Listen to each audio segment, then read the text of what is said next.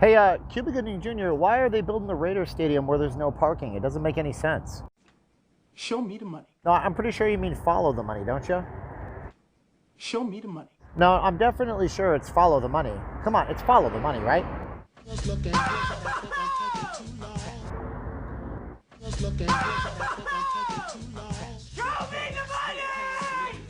Oh, now, don't you get into this, Tom Cruise.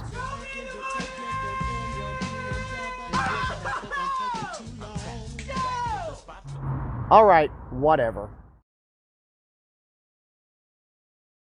So you might have noticed that Raiders Stadium they're building here in Vegas has practically no parking spots.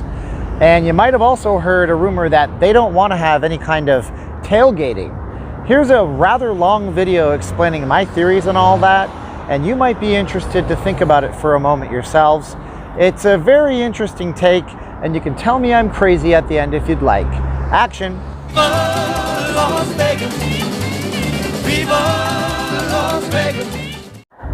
So what's going on, everybody? I'm Steven and I am not leaving Las Vegas, a full-time Las Vegas resident with my video blog here. I'm from Calgary, Alberta, Canada originally, but I've been out here a long time. Do me a favor before we start on the conspiracy theories, because that's kind of what they are. Click the little subscribe button, hit the bell so you know when I do new videos on Vegas, the Raiders, the Golden Knights, anything you might find interesting. And if you're moving here, going to travel here, tourism, we're all about Las Vegas here on the channel. And that helps my channel out. Doesn't cost you a penny, but it lets YouTube know that, hey, this guy's worth watching, and then they might suggest me to somebody else. All right, so the topic of today's video, it's really simple. Why is it that there is no parking at the Raiders Stadium site, which we covered in my first Raiders update that I ever did a couple of weeks back on the channel right here? Why is it that they're spending $2.7 billion, much of it coming from the public sector through taxes raised from the people that visit here, and they don't have the 16,000 parking spots that they need in order to make it a smooth place for people to park? That's a good question, and the answer might lie somewhere between money and money and money, but the logical answer that wouldn't be a conspiracy would be the family environment that people here and within the organization have said that they are dedicated to actually harboring. So as a side note, today I'm walking right on the east side of the Strip. We're right behind all the Caesars properties right now. I'm just doing a walk and talk so you guys might get an idea of Vegas from the other side. Well, the logical idea is that the Raiders have a fan base that's very, very intense. And I'm saying that without any kind of tongue-in-cheekness. If you watched my very first Raiders construction video, you'll see that I inserted some clips of Raider Nation dressing up in menacing looking gear like Darth Vader and making it a way of life and being very Raider Nation-y. And that's fine. Go hog wild. There have been sports fans for the longest time that are absolutely fervent over the team. Good for you. But the problem is that in the past, possibly because it was the Raiders, and some towns have a reputation for being low class or blue collar, which I'm not saying because I have friends from Oakland who are super nice people, they have gotten into fist fights with fans, specifically Chargers fans, and this stuff leaks out to the media and people get scared of the Raider Nation. Should they be scared? I'm not thinking they should be scared. Most of these folks are just trying to go to a football game and they take it into theatrics. Same way that people go to the San Diego Comic-Con and dress up in elaborate costumes, where we're not scared of them. But when it gets into the media that people are fighting, the city of Las Vegas says, hold the phone, pump the brakes. We have an image of a place where everybody can enjoy themselves. Yeah, right, sure you do. I'm walking past adult literature in these boxes. This is not a place for kids to start with, right? And I'm trying to be as objective as I can in this video. Nobody wants to see folks getting into fist fights, but it happened just the other day in Boston when the Bruins were playing the St. Louis Blues in the Stanley Cup Finals. It happens everywhere when you mix alcohol and you go and let people get a little bit off the rails. So we don't blame Raider Nation for that, we just blame alcohol, which leads into my next thing about no parking spaces. Parking spaces generally mean that people can tailgate. If you're not familiar with it because you're watching from somewhere else, although my stats say that like 90% of you watch me from America, the rest from Canada mostly, this tailgating is simple. People show up before a big football game and they drink and eat barbecue and do fun stuff in the parking lot before they go into the stadium where they know it's going to be $32 for a single beer. It's easy to go to the grocery store and fill beer into a cooler and get a barbecue, we used to call them a hibachi when I was a kid. I don't know if that's a term anybody in the States uses. Get a little portable grill and fire up some food and have a really good time and make it an event. It also allows people who can't even get into the game to go and experience something and have a fun time as a football fan or an NFL fan or whatever your team is. It's not a Raiders thing. Every team does this. It's a way of life, a tradition. It's a rite de passage, as Wayne Campbell said once in Wayne's World. It's a thing that you do if you watch football. We don't have that here. Apparently people in the city council don't want that to happen, which might be why there's no parking spots at the Raiders Stadium. Going back to the idea of safety.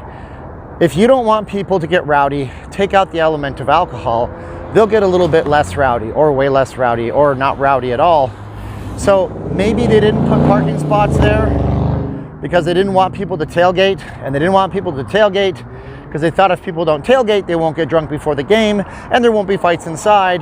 And now we have a family-friendly environment, but we do have the prostitution just about 45 minutes away out of town. Okay, maybe that's it. The most likely thing though is money. Wait.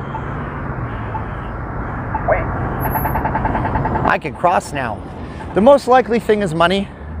It's a money thing. So let's take a look at what this thing is going to actually cost. $2.7 billion. Don't tell me they didn't plan this out.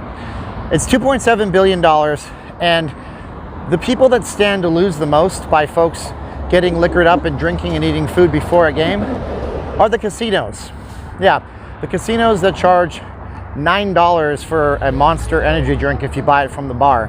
That's the price that I was supposed to pay when I went to the T-Mobile Arena, and that's not even a casino. The casinos that charge, $5 for a shot when they bought the bottle for $40 from their supplier. The casinos that charge $30 for nachos. The casinos that want you to have a tailgate party at the casino, in the casino, so you can then throw some money on the table and spend your money in the casino.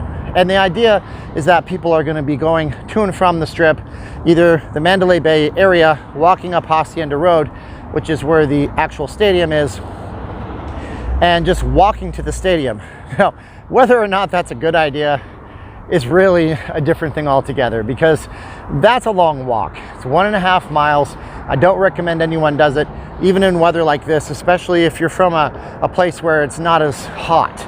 If you're coming from New England and it's the end of September, beginning of October, and it's still 95 degrees, you don't want to be walking in the heat from, the casinos. So the other option is, hey, let's have people go to the Orleans and they can park in that lot right there. Are they going to be able to tailgate in that lot? Who knows if the Orleans wants that? Let's just assume that they don't, because the Orleans has bars. The Orleans has alcohol. The Orleans has overpriced food as well, although it's not as badly overpriced as it is here on the Strip. But hey, look, follow the money. These people want to feed the infrastructure in Las Vegas, which I guess is totally fine. But what really gets me about it, and I do love Las Vegas, don't get me wrong, right? The city is great, has tons of opportunities, and has a lot of things going for it. But when it's already expensive to come here, if you're coming into town and you're flying here, you're already spending $1,000 for plane tickets for 2 people to come in. Then you're spending money on the rooms. Then you're spending money on the bottles of water you have to drink. Then you're spending money in the casinos, and you're spending money, and you're spending money, and you're paying taxes. They're already clipping you. So to remove a few key elements out and say it's for this reason or that reason doesn't make any sense to me. It seems like it is a cash grab. That's the only logical thing in my head that I can really come up with. I mean, what else could it be, right? I don't know. I mean, are you upset about the fact that they don't want you to tailgate here? They want to make it a family-friendly event. What do you think about that? Are you upset that there's going to be no parking at the stadium? Were you really planning on renting a car, or were you going to just take a taxi, an Uber, or a Lyft, or a bus to begin with? Because a lot of people were going to do that anyways. Let's be honest here. We're not talking about where the Dallas Cowboys play. This is in the middle of this giant infrastructure beast right here. There's tons of ways to get around in Vegas. So is it inconsequential? I don't know, but I would love to hear your thoughts on it. Do you watch football? Do you not care about it? Do the protests bug you? Do the protests make you cheer inside? Maybe you're never going to go see a Raiders game, but every facet of your way of life here in Vegas will be impacted in one way, shape, or form on the days and weekends when they are playing. So, my name is Steven. I am not leaving Las Vegas. Transplanted from Calgary, Alberta, Canada. I'd love to hear what you have to think. If you leave a comment, it really helps the channel out. If you hit the like button, it helps too. And be sure to subscribe and hit that little bell so you know when I do new videos. I appreciate you guys watching, sharing this somewhere, and I'll talk to you guys in another video, another day. Until then, let's just take a look at where we are. Look at that. Nice view, huh? Caesars Forum meeting rooms. More construction for me to cover on the channel, I suppose, folks. All right, signing off. Talk to you later. Bye-bye.